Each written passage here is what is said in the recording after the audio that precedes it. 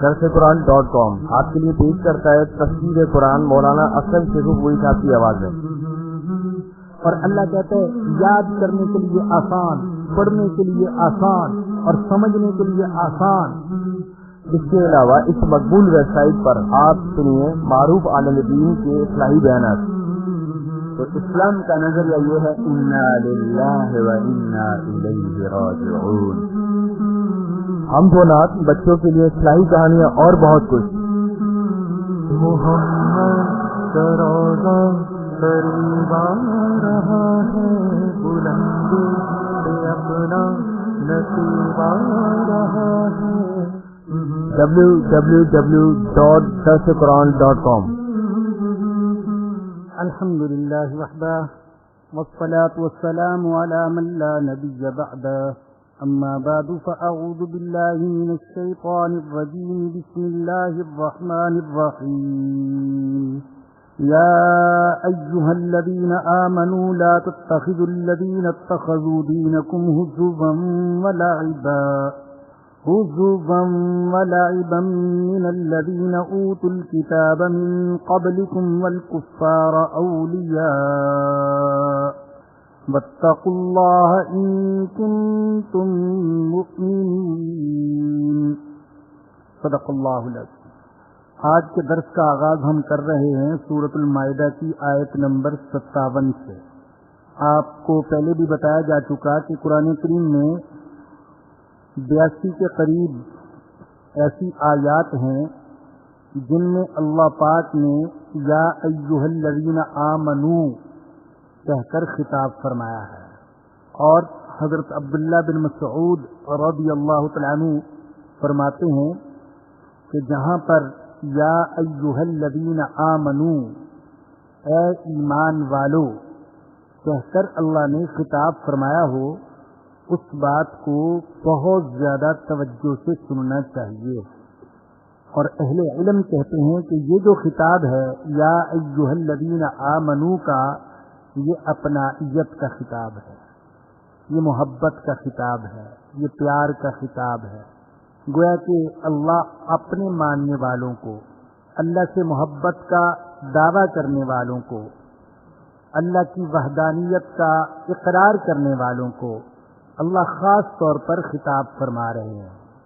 تو فرمایا کہ اے ایمان والو لا تتخذوا الذین اتخذوا دینکم ہزوا ولعبا من الذین اوتوا الکتاب، جن لوگوں کو تم سے پہلے کتاب مل چکی ہے، جو ایسے ہیں کہ انہوں نے تمہارے دین کو مذاق اور کھیل بنا رکھا ہے، انہیں اور دوسرے کافروں کو دوست نہ بناؤ۔ یہ فرما دیا جو لوگ تمہارے دین کا مذاق اڑاتے ہیں، خواہ وہ اہل کتاب ہوں یعنی یہود و نصارہ یا دوسرے کافر، تو ان کو تم اپنا دوست نہ بناؤ۔ اور آگے دیکھیں کیا انداز ہے، واتقوا اللہ، اللہ سے ڈرو، ان کنتم مؤمنین، اگر تم واقعی ایمان والے ہو۔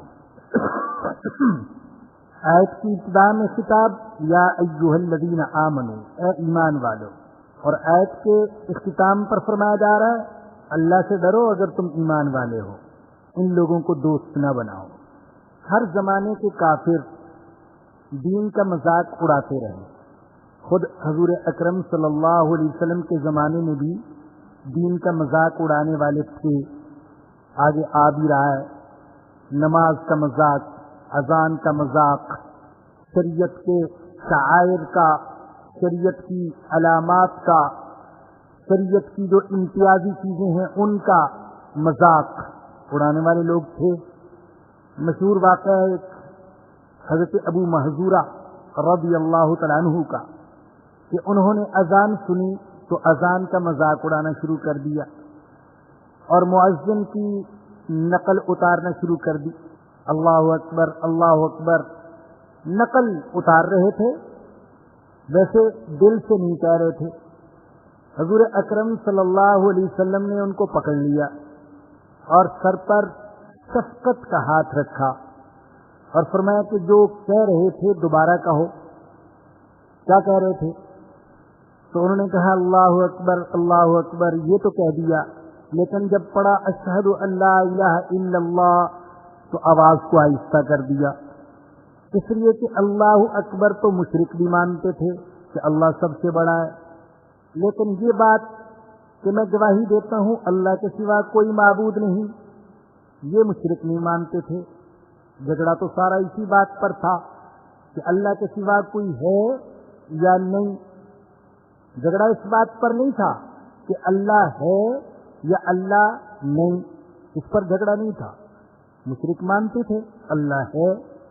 قرآن میں کئی آیات ہیں، آپ کو پہلے بھی سنا چکا ہوں، ایک آیت نہیں متعدد آیات ہیں جس میں اللہ نے کہا آپ ان سے پوچھیں تمہیں رزق کون دیتا ہے، آسمان سے کون دیتا ہے، زمین سے کون دیتا ہے، تمہارے کانوں کا مالک کون ہے، تمہاری آنکھوں کا مالک کون ہے، اور زندہ کو مردہ سے کون نکالتا ہے اور مردہ کو زندہ سے کون نکالتا ہے، اور ساری کائنات کی تدبیر کون کرتا ہے.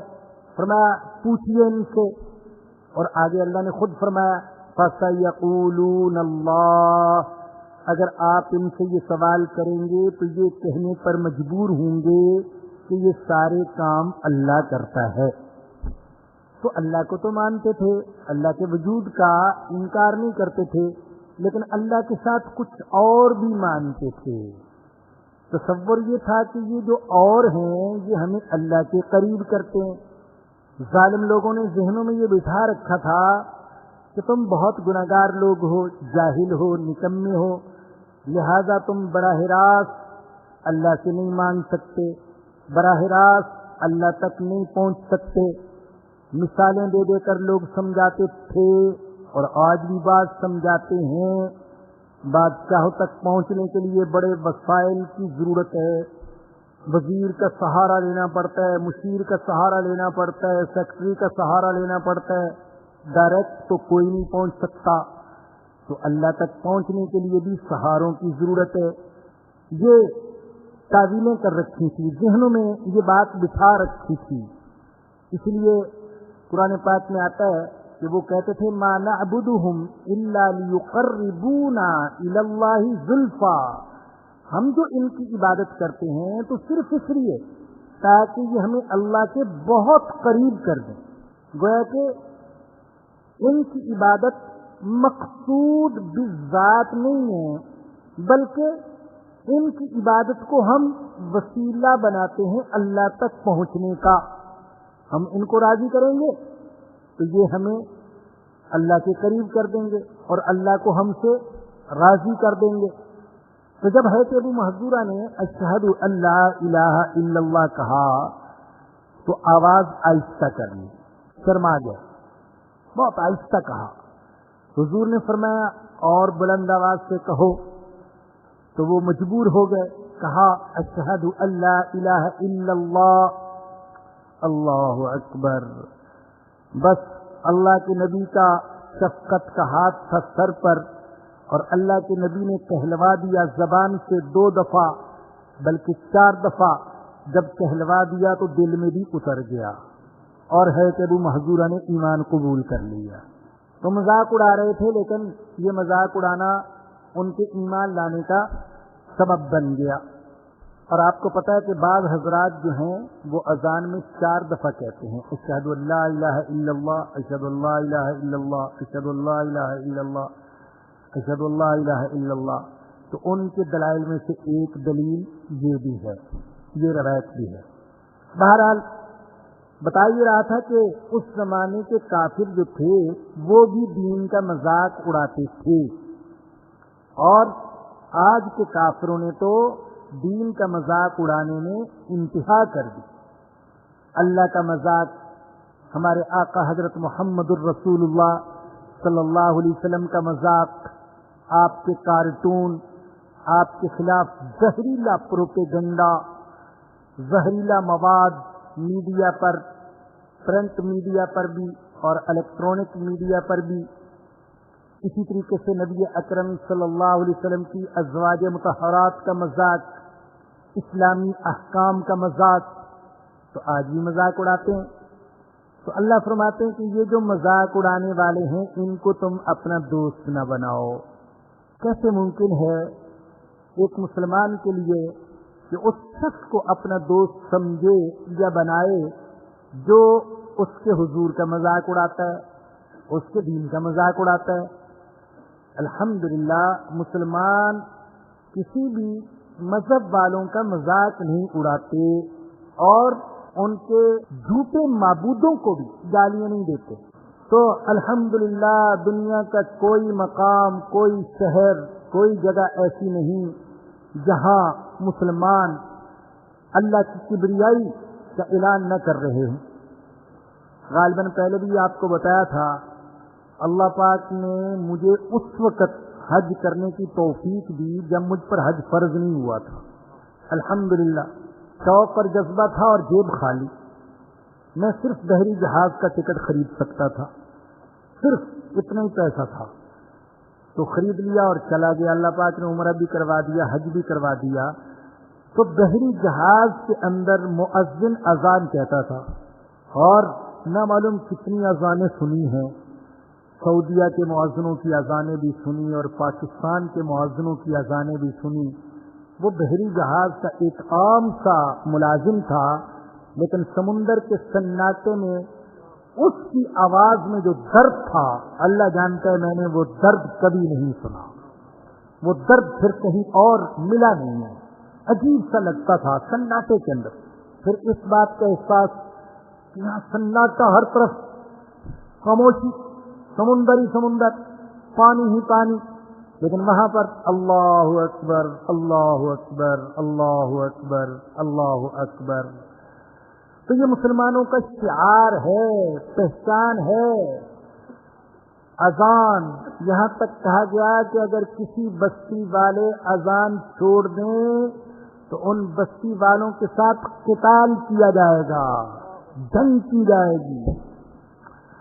اور میرے بھائیوں, ہم سنتے ہیں یہ بعض ہمارے بھائی جو تبلیغی جماعت میں جاتے ہیں تو ان کی زبانی سننے کو ملتا ہے کہ ایسی ایسی بستیوں میں, ایسی ایسی گوٹھوں میں جاتے ہیں جہاں مسجدوں کے اندر کتوں نے بچے دیے ہوئے ہیں, نہ نماز ہوتی ہے نہ اذان ہوتی ہے. بس ایسا بھی ہے کہ مولوی کا کام گویا کہ صرف یہ رہ گیا کہ وہ نکاح پڑھا دیا کرے اور بچہ پیدا ہو تو اذان کہہ دیا کرے, اور کوئی مر جائے تو جنازہ پڑھا دیا کرے. اور ایک اور بھی ہم نے دیکھا بچپن میں بڑے مزے کا کام تھا مولوی صاحب کے ذمے, وہ یہ کہ لوگ مرغا خود ذبح نہیں کرتے تھے, مولوی صاحب سے ذبح کرواتے تھے. یہ بھی ان کے ذہن میں بات بٹھا رکھی تھی کہ تم ذبح نہیں کر سکتے ہو, ذبح بھی ہم سے کرواؤ. تو بس یہ کام رہ گئے. چنانچہ ایسے ایسے بھی تھے مولوی حضرات جو یک وقت 4-4, 5-5 دیہاتوں میں پوری ذمہ داریاں ادا کرتے تھے. اس لیے کہ جب ذمہ داری یہ ہے بچہ پیدا ہو تو اذان کہہ دیں, بالغ ہو جائے تو نکاح پڑھ دیں, مر جائے تو جنازہ پڑھ دیں, تو یہ چلتے پھرتے کر لیتے تھے. تو یہ مسلمانوں کا شعار ہے اذان. نبی اکرم صلی اللہ علیہ وسلم جب کسی لشکر کو روانہ فرماتے تھے تو اسے یہ نصیحت کرتے تھے, اذا سمعتم الاذان فامسكوا وكفوا وان لم تسمعوا الاذان فاغيروا. تم ذرا باہر بستی کے باہر کھڑے ہو کر انتظار کرنا, اگر اس بستی سے اذان کی آواز آئے تو پھر ان بستی والوں پر ہتھیار نہیں اٹھانا, اور اگر وہاں سے اذان کی آواز نہ آئے تو پھر ان پر حملہ کر دینا. یہ حضور حکم دیتے. تو بھی اذان جو ہے یہ اسلام کا شعار ہے, مسلمانوں کی پہچان ہے. تو فرمایا کہ جب تم نماز کے لیے پکارتے ہو, اذان دیتے ہو, تو یہ اس کو مذاق اور کھیل بنا لیتے ہیں. ذالک بانہم قوم لا یعقلون. اللہ فرماتے اس لیے کہ یہ ایسی قوم ہے کہ ان کے اندر عقل نہیں ہے, عقل نہیں ہے. کیا ابو جہل کے اندر عقل نہیں تھی؟ ابو لہب کے اندر عقل نہیں تھی؟ اور آج کے یہود و نصارہ میں عقل نہیں ہے؟ عقل ہے, لیکن اللہ کہتے ہیں وہ عقل جس عقل کے ذریعے سے انسان روپیہ پیسہ تو کما سکتا ہو لیکن اللہ کو نہ پہچان سکتا ہو تو وہ عقل نہیں ہے. عقل دو قسم کی ہوتی ہے، ایک عقل معاش کمانے کی عقل اور ایک عقل معاد آخرت کو بنانے کی عقل. یہ دو عقل ہے.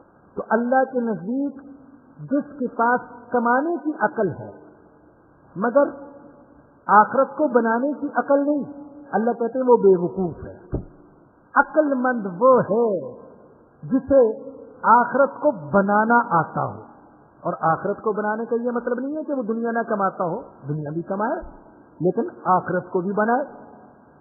ذالک بانہم قوم لا یعقلون، فرمایا کہ یہ مذاق اس لیے اڑاتے ہیں کہ ایسی قوم ہے کہ عقل نہیں رکھتے. قل یا اہل الکتاب هل تنقمون منا، فرما دیجئے اے اہل کتاب تم ہمارے اندر کیا عیب پاتے ہو، تمہیں ہمارے اندر کیا عیب دکھائی دیتا ہے. ہم چور ہیں، ہم ڈاکو ہیں، ہم زانی ہیں، ہم لٹیرے ہیں، ہم ظالم ہیں، قاتل ہیں، کیا ہیں ہم؟ ہمارے اندر تمہیں کیا عیب نظر آتا ہے، کیا جرم ہے ہمارا؟ سوائے اس کے ایک جرم ہے، الا ان آمنا باللہ، کہ ہم ایمان لے آئے ہیں اللہ پر. یہ جرم ہے ہمارا. اس جرم کو تم بہت بڑا جرم سمجھتے ہو. تمہارا خیال یہ ہے کہ جس نے یہ جرم کیا وہ زندہ رہنے کے قابل نہیں، اس کو انگاروں پر گھسیٹا بھی جانا چاہیے اور اسے کوڑوں سے مارنا بھی چاہیے، اسے دہتی ہوئی ریت پر لٹانا بھی چاہیے. جرم صرف یہ ایمان کا جرم. ہم ایمان رکھتے ہیں اللہ پر اور جو نازل کیا گیا ہماری طرف اور جو نازل کیا گیا اس سے پہلے ہم اس سب پر ایمان رکھتے ہیں. یہ جرم ہے کیا بھائی؟ آدم علیہ السلام سے لے کر حضرت محمد الرسول اللہ صلی اللہ علیہ وسلم تک سارے نبیوں پر ہم ایمان رکھتے ہیں، ساری کتابوں سارے صحیفوں پر ہم ایمان رکھتے ہیں. یہ عیب ہے ہمارے اندر، یہ جرم ہے. تو بہت سے لوگ ایسے بھی ہوتے ہیں جن کی نظر میں یہ بے گناہی بھی ایک جرم ہوتا ہے، بے گناہی بھی ایک گناہ ہوتا ہے. بہت پیارا شعر یاد آیا مجھے حضرت مرزا مظہر جانا رحمت اللہ علیہ کا. ان کا ذکر پہلے بھی کبھی کبھی ہو جاتا ہے، ان کی نزاکت بڑی مشہور ہے. تو مرزا مظہر جانا رحمت اللہ علیہ کو مخالفین نے گولی مار دی، گولی ماری انہوں نے، زخمی ہو گئے شدید. تو شاہ عالم جو تھا وہ عیادت کے لیے حاضر ہوا، پوچھا کیا حال ہے مرزا صاحب، کیا حال ہے؟ اللہ اکبر، عجیب آدمی تھے. فرمایا کہ گولی کی تو کوئی زیادہ تکلیف نہیں ہے، مجھے گولی لگنے کی کوئی زیادہ تکلیف نہیں، اس لیے کہ یہ سینہ تو پہلے ہی چھلنی تھا. اللہ اکبر، یہ سینہ تو پہلے ہی سے چھلنی تھا تو گولی کی تو زیادہ تکلیف نہیں ہے. لیکن چونکہ انہوں نے بہت قریب سے گولی ماری ہے، اس زمانے کی گولی دیسی طریقے سے بنی ہوئی، بارود سے بھری ہوئی، بہت قریب سے گولی ماری ہے تو بارود کی بدبو سے میرا دماغ پھٹ رہا ہے. تو یہ نزاکت ان کی کہ جان کی فکر نہیں ہے. کہتے ہیں کہ سینہ تو پہلے سے میرا چھلنی ہے. اللہ اکبر. وہ جو کسی نے کہا ہے، بڑا پیارا شعر ہے، دل ڈھونڈنا میرے سینے میں بل عجبی ہے، دل ڈھونڈنا میرے سینے میں بل عجبی ہے. بڑی عجیب بات ہے کہ تم میرے سینے کے اندر دل ڈھونڈتے ہو. دل ڈھونڈنا میرے سینے میں بل عجبی ہے. ایک راکھ ہے یہاں، ایک ڈھیر ہے یہاں راکھ کا اور آگ دبی ہے. ایک ڈھیر ہے یہاں راکھ کا اور آگ دبی ہے. تو مرزا صاحب بھی فرماتے ہیں کہ بھائی سینہ تو پہلے سے چھلنی تھا، اس کی تو زیادہ وہ فکر نہیں ہے، لیکن بدبو سے دماغ پھٹ رہا ہے، اس نے مجھے بہت پریشان کیا. وہ بدبو نے سنا کہ شہید ہو گئے، انتقال فرما گئے. تو انہوں نے گولی لگنے سے پہلے، اپنی وفات سے چند دن پہلے ایک شعر کہا تھا، وہی شعر ان کی قبر پر لکھا گیا. فارسی کا شعر ہے، بلوہ تربت من یا فتند تحریرے، کہ این مقتول را جز بے گناہی نیز تقصیر. لوگوں نے میرے مرنے کے بعد میری قبر کی تختی پر لکھا ہوا دیکھا کہ یہ وہ مقتول ہے جس کا جرم بے گناہی کے سوا کچھ نہیں تھا. تو بعض لوگوں کی نظر میں بے گناہی بھی جو ہے یہ بھی گناہ ہوتا ہے، شریف ہونا یہ بھی گناہ ہے، تو ایماندار ہونا یہ بھی گناہ بعض لوگوں کی نظر میں. تو فرمایا کہ تم ہمارے اندر کیا عیب پاتے ہو سوائے اس کے کہ ہم ایمان لائے اللہ پر اور جو نازل کیا گیا ہماری طرف اور جو نازل کیا گیا ہم سے پہلے، وَأَنَّ أَكْثَرَكُمْ فَاسِقُونَ، اور تم میں سے اکثر ایمان سے خارج ہو. اللہ نے منع کر دیا، اللہ نے منع کیا کہ ان کے بتوں کو بھی تم مسلمانوں گالیاں نہ دو. یہ بیان کرنا ثابت کرنا اور چیز ہے، بت عاجز ہیں، لاچار ہیں، کمزور ہیں، کچھ نہیں کر سکتے، تم نے خود بنایا ہے اور یہ ختم ہو جائیں گے، یہ اور چیز ہے. لیکن ان کو گالی دینا یہ اور چیز ہے. اللہ نے فرمایا بلا تسبوا الذین یدعون من دون اللہ فیسبوا اللہ عدوا بغیر علم. دیکھو، جن کو یہ اللہ کے علاوہ پکارتے ہیں، اللہ کے علاوہ جن کی یہ پوجا کرتے ہیں، تم ان کو گالی نہ دو. اگر تم گالی دو گے تو کیا ہوگا؟ وہ تمہارے سچے خدا کو جہالت کی وجہ سے گالیاں دیں گے.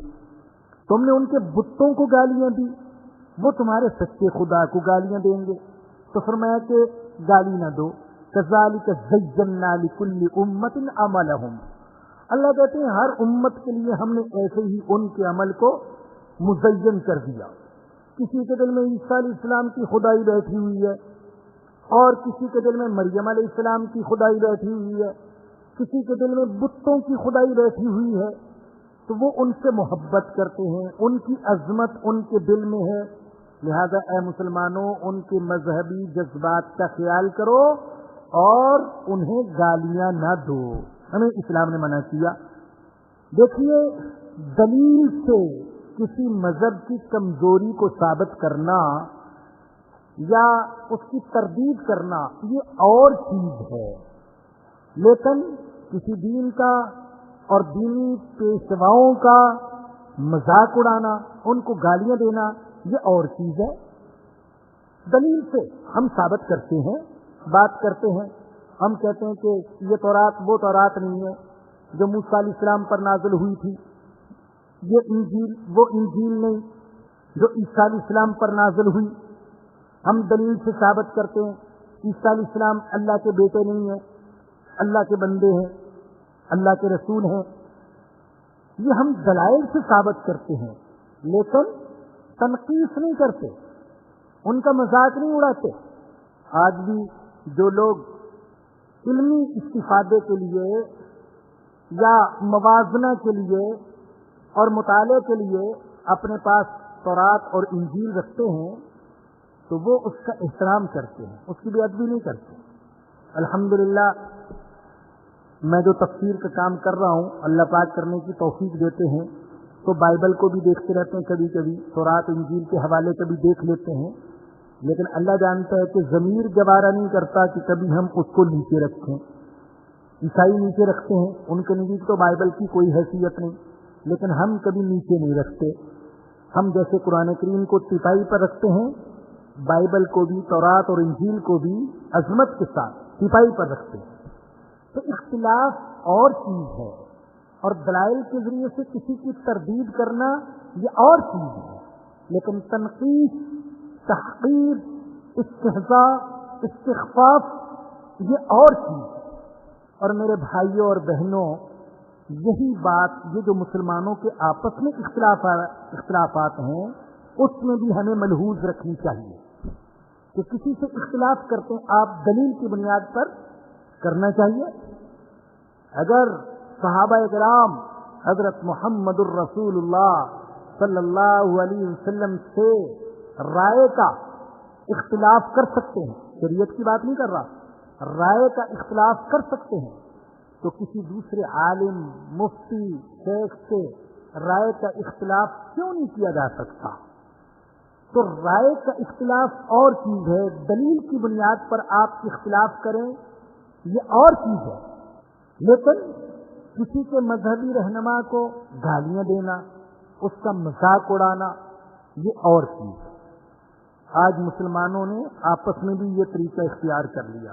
ہمیں تو اسلام یہ اجازت نہیں دیتا کہ تم عیسائیوں اور یہودیوں کے ساتھ یہ رویہ اختیار کرو، اور مسلمانوں کے جو آپس میں فرقے ہیں ان میں بھی یہی رویہ اختیار کیا جاتا ہے، ایک دوسرے کے مذہبی پیشوا کو گالیاں اور ان پر سب و شتم، ان کا مذاق، یہ طریقہ شریعت کا طریقہ نہیں ہے۔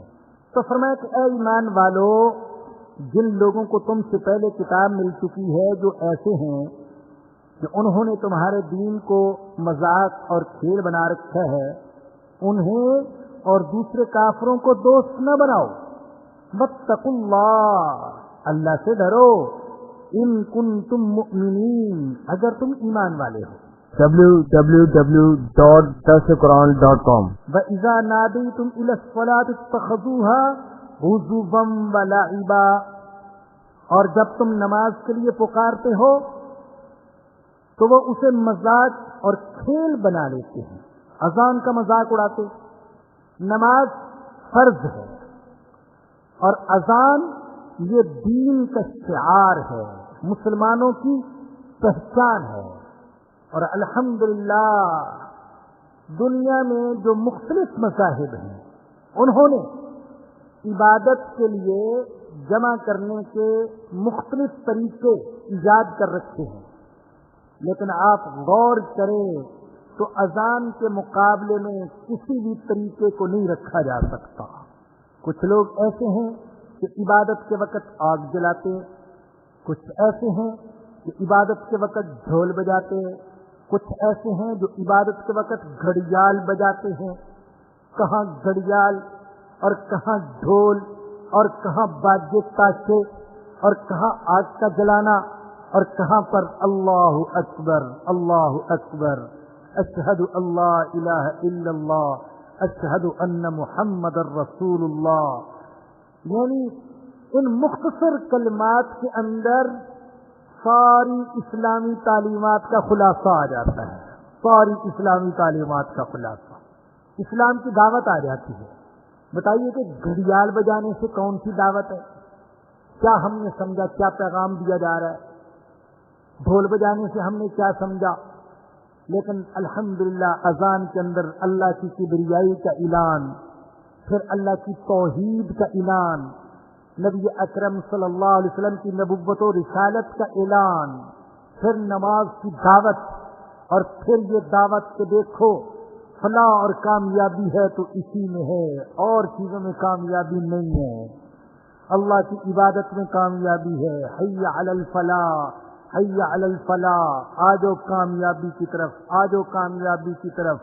اور یہ تو آپ جانتے ہیں کہ اللہ پاک نے چونکہ پوری دنیا کے اندر دن اور رات کا نظام اور اوقات مختلف رکھے ہیں، ایک جگہ دن ہوتا ہے، دوسری جگہ رات، ایک جگہ سورج غروب ہو رہا ہوتا ہے اور دوسری جگہ سورج طلوع ہو رہا ہوتا ہے، تو ایسی ترتیب بنائی ہے کہ لوگوں نے پورے حوالوں سے ثابت کیا اس بات کو کہ 24 گھنٹے میں سے کوئی ایک منٹ بھی ایسا نہیں جب دنیا کے کسی نہ کسی کونے میں اللہ اکبر کی گونج نہ سنائی دے رہی ہے۔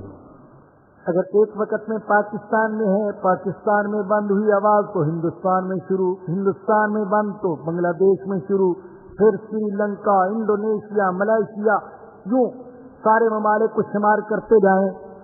اور الحمدللہ مسلمانوں کو حکم یہ ہے کہ اکیلے بھی نماز پڑھو تو اذان دے کر پڑھو، حکم یہ ہے، یہ مسئلہ بھی یاد رکھیں۔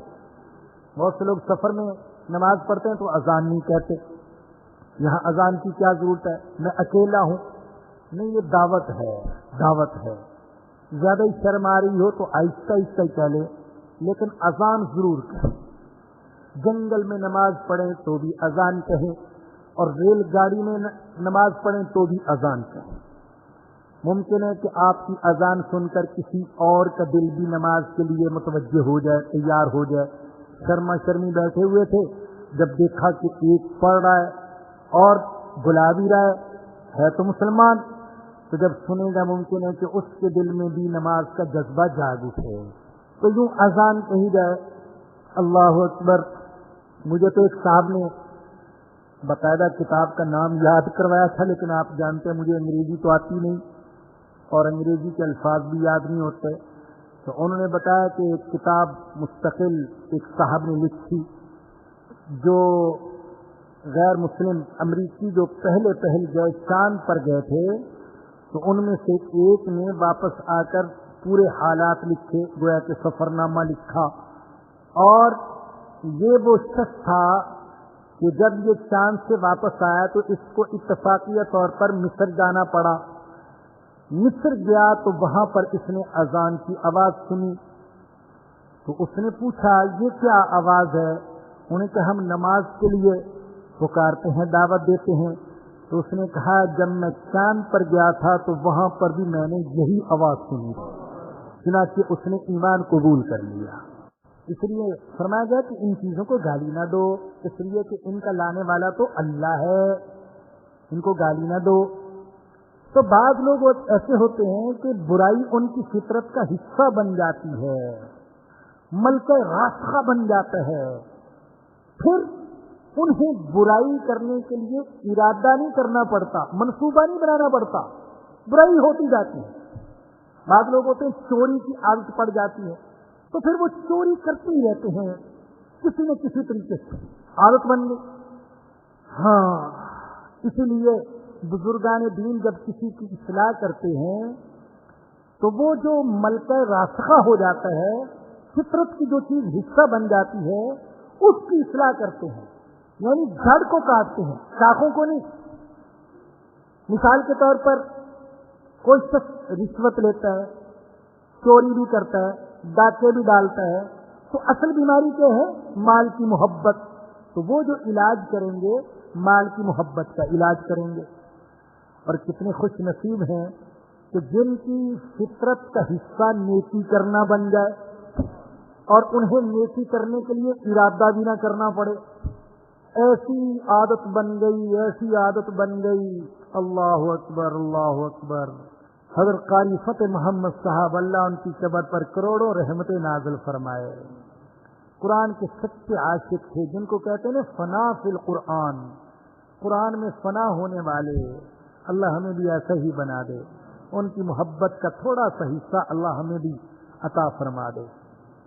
تو ایسے تھے کہ ہر وقت قرآن کی تلاوت کرتے رہتے تھے، ہر وقت قرآن کی تلاوت۔ تو بیت الخلاء جب جاتے تو زبان کو دانتوں سے پکڑ لیتے تھے، اس لیے کہ قرآن کی تلاوت کرنا ان کی فطرت کا حصہ بن گیا تھا۔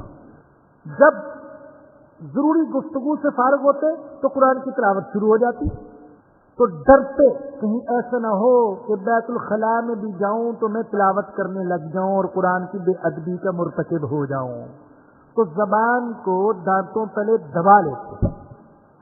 اور مجھے اللہ پاک نے الحمدللہ محض اپنے فضل و کرم سے ان کی زیارت کا شرف عطا فرمایا، اور اس وقت کہ جب فالج کی وجہ سے زبان نے بولنا چھوڑ دیا، ہاتھوں نے حرکت کرنا چھوڑ دیا اور پیروں نے چلنا چھوڑ دیا، آنکھوں سے تو پہلے سے نابینا تھے۔ آپ سوچئے ہم میں سے کسی پر ایسی آفت آئے تو کیا بنے۔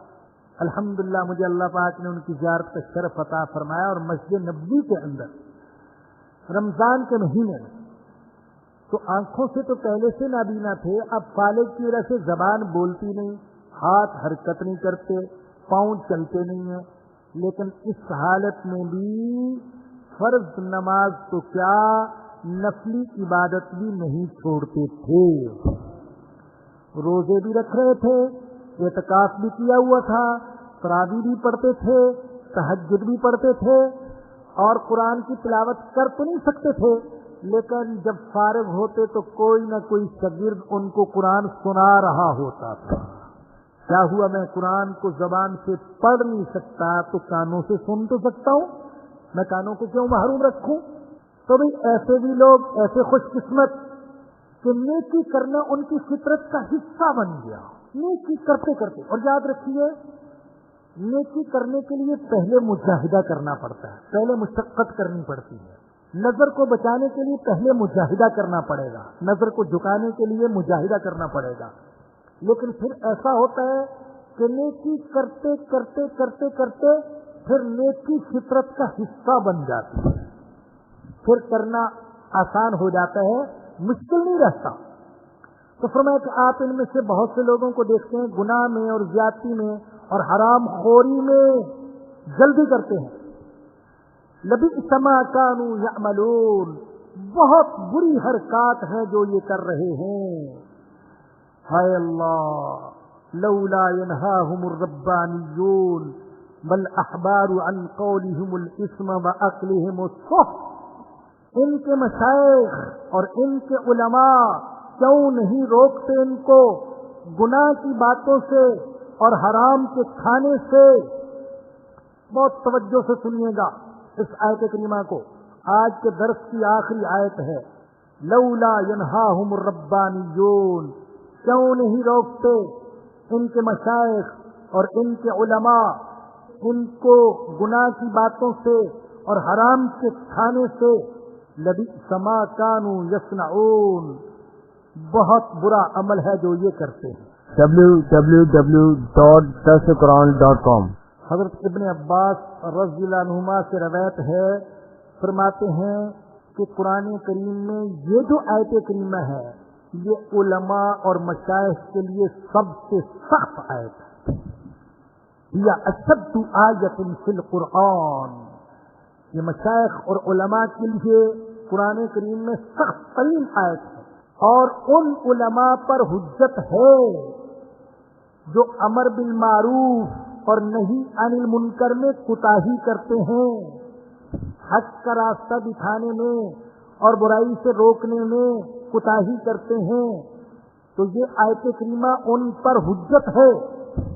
ترمذی شریف میں نبی اکرم صلی اللہ علیہ وسلم کی حدیث ہے، فرمایا کہ ان الناس اذا رأوا الظالم، لوگ جب ظالم کو ظلم کرتا ہوا دیکھیں گے لیکن اس کے ہاتھ کو نہیں روکیں گے تو پھر اللہ کا عذاب آئے گا، تو سب پر آئے گا، ظالم پر بھی آئے گا اور غیر ظالم پر بھی آئے گا. اگر ہم گناہ سے روک ٹوک نہیں کریں گے تو اگر اللہ کا عذاب آیا کثرت گناہ کی وجہ سے، کثرت ظلم کی وجہ سے، تو پھر سب پر آئے گا. گناہ گاروں پر بھی آئے گا، بے گناہوں پر بھی آئے گا جو روکتے نہیں تھے. اہل علم نے لکھا ہے کہ جب علماء کو یہ اندازہ ہو کہ اگر ہم روکیں گے تو لوگ گناہ سے باز آ جائیں گے اور پھر بھی نہ روکا تو ان کا جرم سارے مجرموں سے بڑا جرم ہے. تو روکتے ہی نہیں ہیں، بولتے ہی نہیں ہیں، سمجھاتے ہی نہیں ہیں. ہاں، اگر کسی کو خطرہ ہو، جان کا خطرہ، میں اس کو بات سمجھاؤں گا، اس کے سامنے یہ بات کروں گا تو یہ بدبخت کہیں مجھے قتل ہی نہ کر دے، تو اس صورت میں شریعت رخصت دیتی ہے کہ تم خاموشی اختیار کرو. لیکن اگر کسی نے عزیمت پر عمل کیا اور جان کو خطرے میں ڈال کر اسے حق بات کہہ دی اور مارا گیا تو وہ شہید ہوگا. میرے بھائیوں، جب تک علماء اور مشائخ اس آیت کریمہ پر عمل کرتے رہے، مسلمان علم، عمل اور کردار اور اخلاق میں بلند رہے. لیکن جب سے یہ کام چھوڑ دیا، امر بالمعروف چھوڑ دیا، نہی عن المنکر چھوڑ دیا، تو اخلاق و معاملات میں، کردار میں پستی شروع ہو گئی. اللہ اکبر. آج ہمارے ہاں جو عام جلسے وغیرہ ہوتے ہیں اور ہمارے خطیب جو تقریریں کرتے ہیں تو ان میں سب سے زیادہ جو اہمیت ہے وہ فرقہ وارانہ مسائل کو، فروعی مسائل کو. سب سے زیادہ اہمیت. حالانکہ اگر آپ غور کریں تو 90% مسائل وہ ہیں جن پر پوری امت کا اتفاق ہے, کسی کا بھی اختلاف نہیں.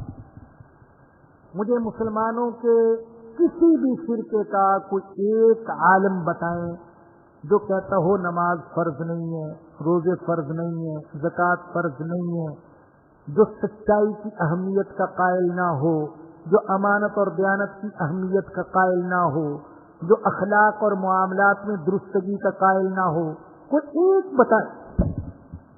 90% مسائل وہ ہیں جن پر اتفاق ہے, لیکن تقریروں میں ان اتفاقی مسائل کو نہیں اجاگر کیا جاتا, اختلافی مسائل کو اجاگر کیا جاتا ہے. آج جو میں آپ کے سامنے حاضر ہوا ہوں تو الحمدللہ اللہ پاک قبول فرما لے. بڑے مجاہدے کے ساتھ تقریباً 4-5 دن کا مسلسل سفر رہا اور کئی جلسوں میں شرکت کا موقع ملا, اور ہر جگہ الحمدللہ جہاں اللہ پاک نے مجھے توفیق دی, موقع ملا, میں نے کہہ دیا.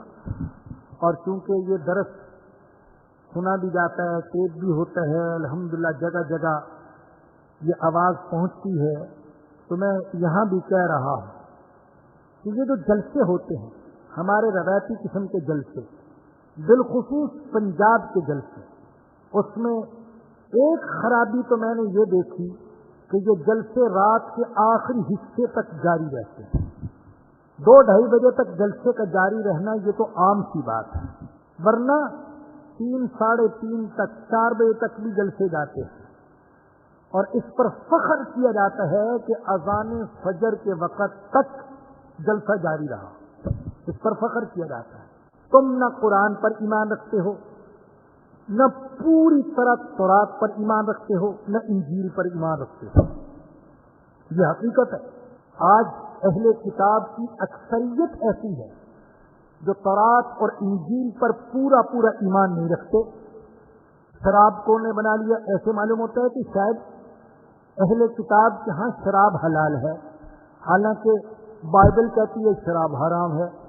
بدکاری ایسے معلوم ہوتا ہے کہ گویا کہ ان کے ہاں حلال ہے, حالانکہ بائبل کہتی ہے کہ یہ حرام ہے. زانی پر حد جاری کرنی چاہیے, بائبل تو یہ کہتی ہے.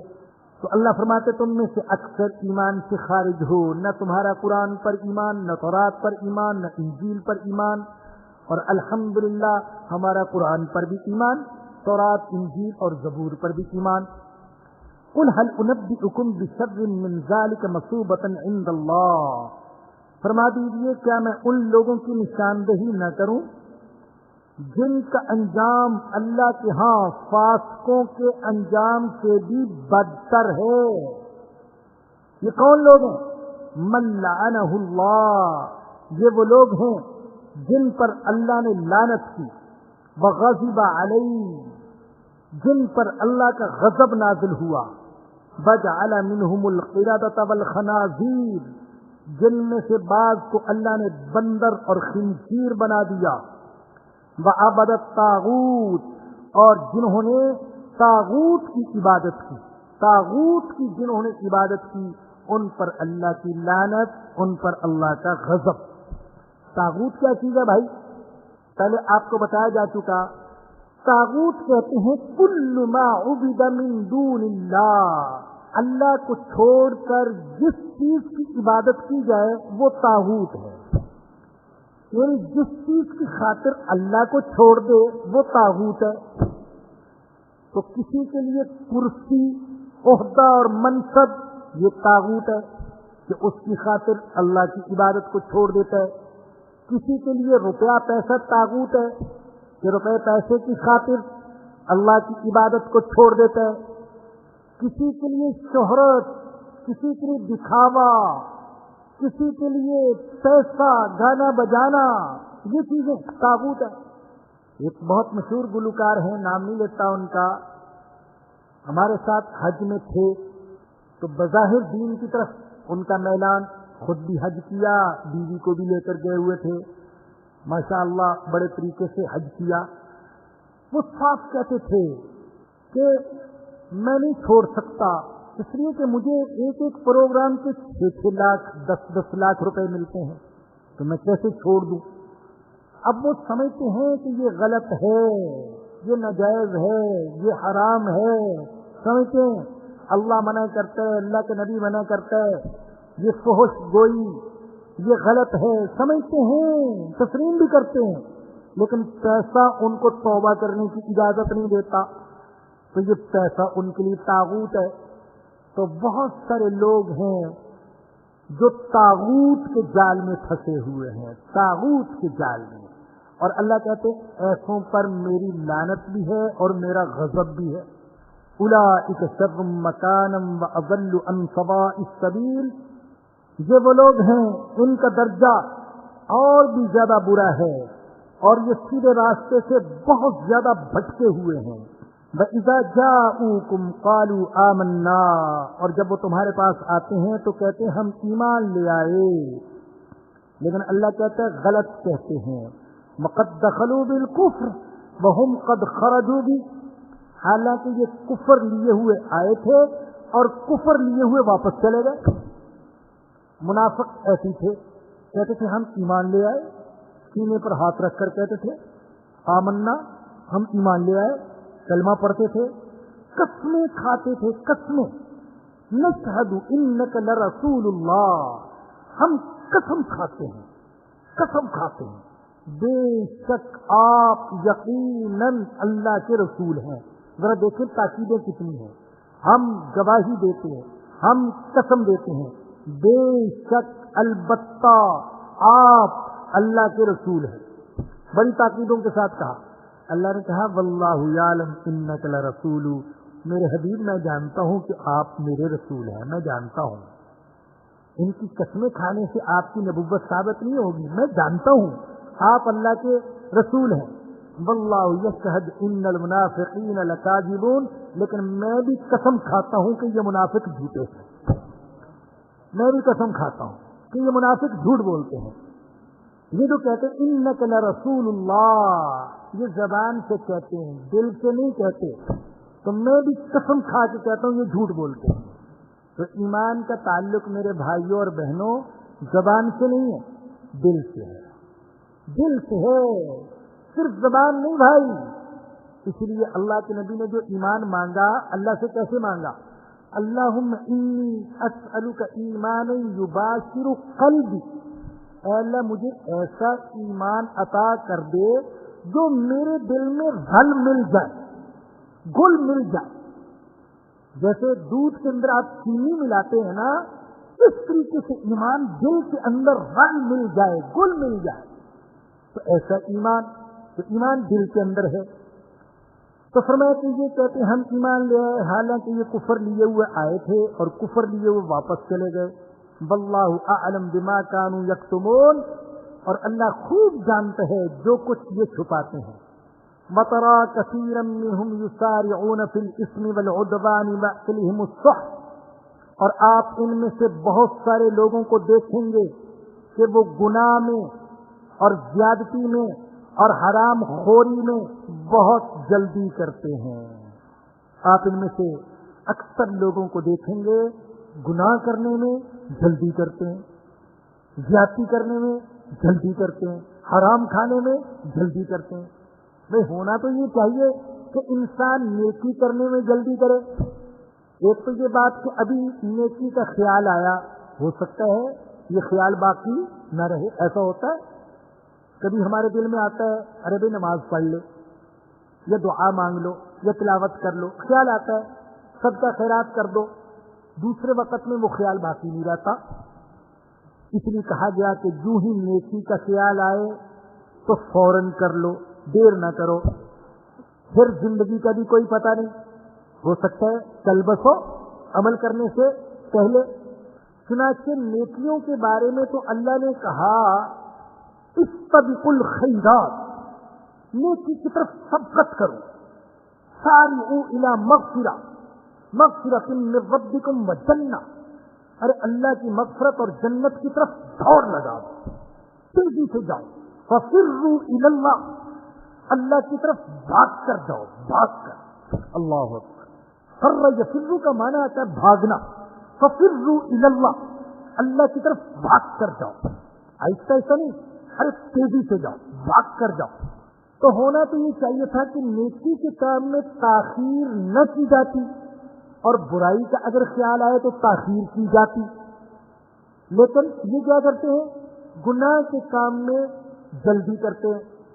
تو اصل بات یہ ہے میرے بھائیوں کہ جو عادی مجرم ہوتے ہیں تو جرم کرتے کرتے کرتے یہ جرائم اور یہ گناہ, یہ برائیاں, یہ فطرت کا حصہ بن جاتی ہیں, یہاں تک کہ پھر لوگ بلا ارادہ بھی گناہ کی طرف لپکتے ہیں, بلا ارادہ. یہ جو بد نظری کرتے ہیں ان میں سے اکثر وہ ہیں جو بد نظری کے عادی ہو جاتے ہیں, تو پھر بد نظری کے لیے سوچنے کی ضرورت نہیں ہوتی, وہ فطرت کا حصہ بن جاتی ہے. پھر نظر اٹھتی ہے تو برائی کے لیے اٹھتی ہے اور نظر جھکتی نہیں ہے. ہم نے بعض ایسے لوگوں کو دیکھا, دیہاتوں میں ایسے لوگ کثرت سے ہوتے ہیں اور شہروں میں بھی بہت, اللہ معاف فرمائے, میں ایسی دیہاتیوں کو بدنام کر رہا ہوں, ورنہ ہمارے بازاروں میں بھی دیکھیں تو بعض لوگ ایسے ہیں کہ گالی دینا ان کی فطرت بن جاتی ہے. گالی دینا فطرت, ہر ایک کو گالی دیتے ہیں, ہر ایک کو گالی. میں نے اپنے کانوں سے سنا, میں آپ کو وہ گالی سنا نہیں سکتا, لیکن میں نے اپنے کانوں سے سنا, باپ نے غلیظ قسم کی گالی دی اپنے سگے بیٹے کو, اور ماں کے اعتبار سے گالی بھی دے رہے ماں کی, اس بیٹے کی ماں کی, اور ایسی گندی گالی میں بیان نہیں کر سکتا. انتہائی غلیظ الفاظ اس نے استعمال کیے. بازار کے اندر میں نے اس کو سنا, یہ بھی میں جانتا تھا یہ اس کا بیٹا, وہ اس کا باپ, اور وہ اس کو گالی دے رہا ہے اس کی ماں کی. انتہائی غلیظ الفاظ.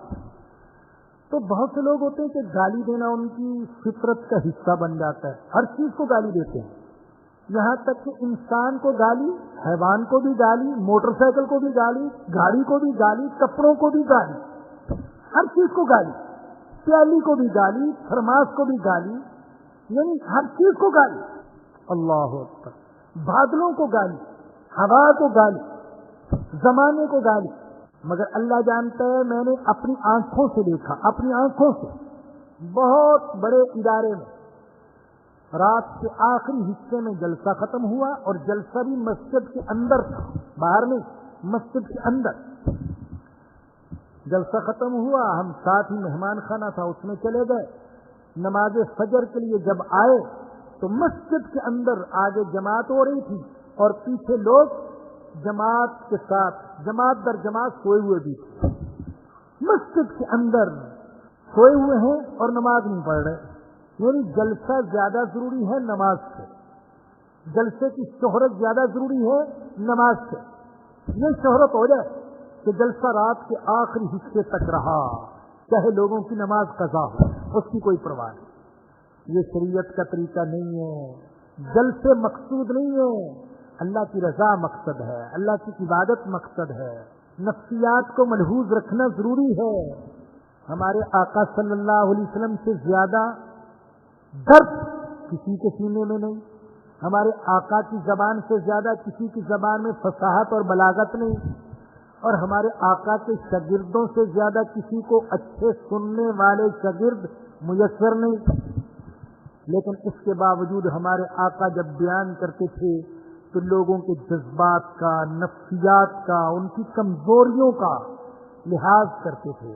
کہیں یہ اکتا نہ جائیں, نیند کا وقت ہے, پریشان نہ ہو جائیں, بچے رو رہے ہیں, ان کی وجہ سے ان کو تکلیف نہ ہو, اس حد تک حضور خیال کرتے. ہمارے یہاں نہیں کیا جاتا. ایک بڑی خرابی تو یہ دیکھی.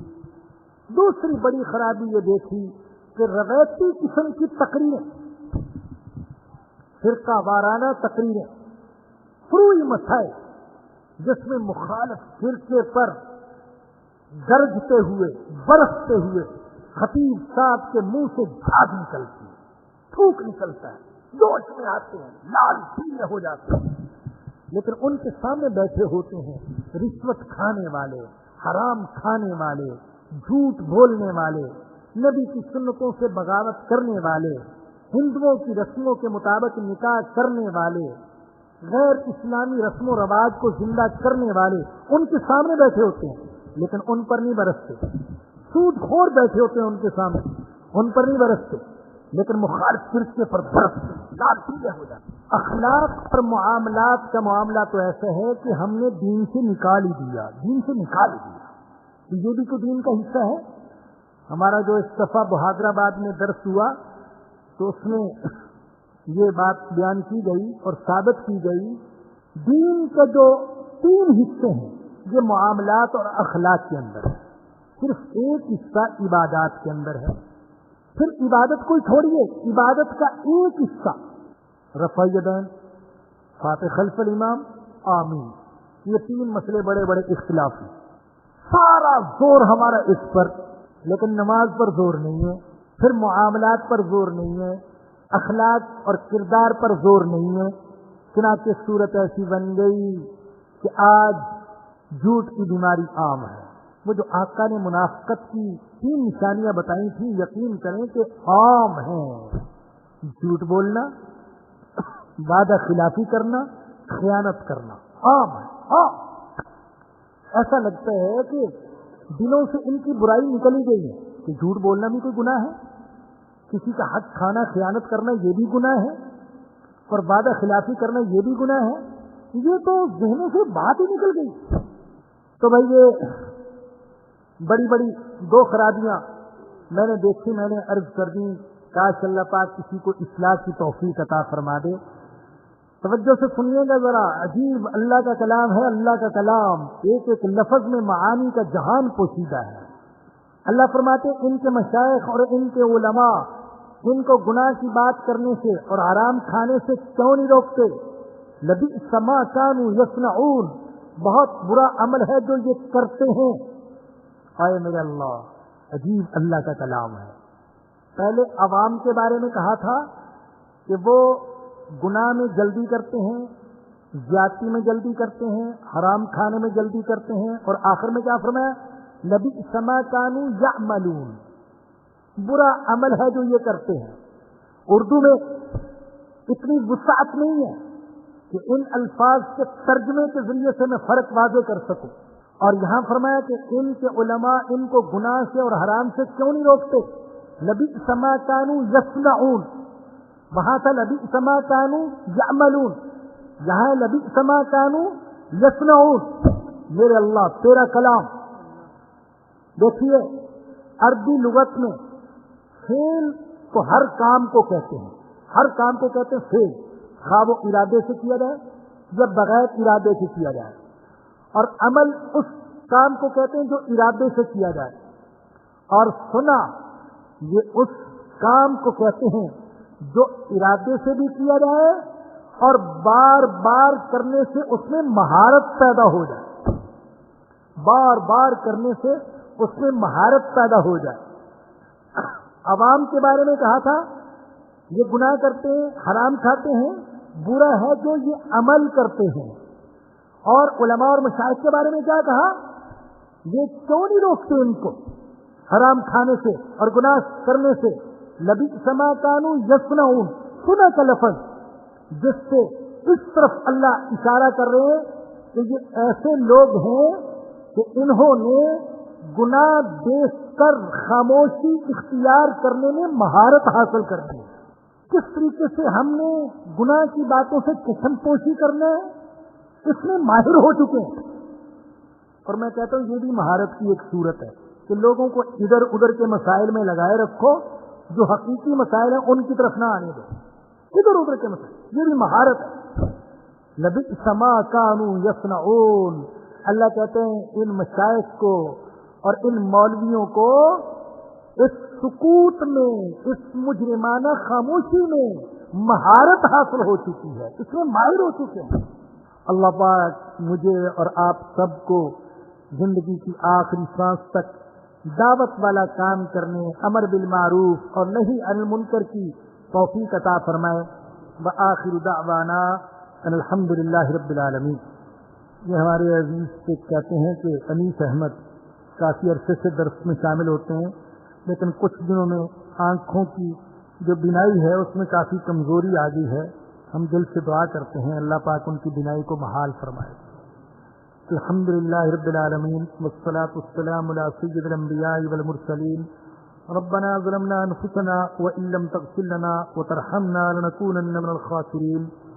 ربنا هب لنا من ازواجنا وذرياتنا قرة اعین واجعلنا للمتقین اماما. یا ارحم الراحمین رحم فرما مولا، رحم فرما مولا، ہم قابل رحم ہیں، ہمارے حال پر رحم فرما مولا. مولا ہم پر رحم فرما مولا. ظاہر کے اعتبار سے بھی فقیر ہیں، باطن کے اعتبار سے بھی فقیر ہیں مولا. کرم کر دے مولا، رحم فرما دے مولا. دل کو پاک کر دے مولا، دل کو پاک کر دے، دماغ کو پاک کر دے مولا. ظاہر اور باطن کو سنوارنے کی توفیق عطا فرما دے مولا. ہماری ساری پریشانیوں کو دور فرما دے، ہمیں ہدایت دے دے، پوری امت کو ہدایت دے دے مولا. مولا ہمارے بیماروں کو شفا عطا فرما دے یا رب.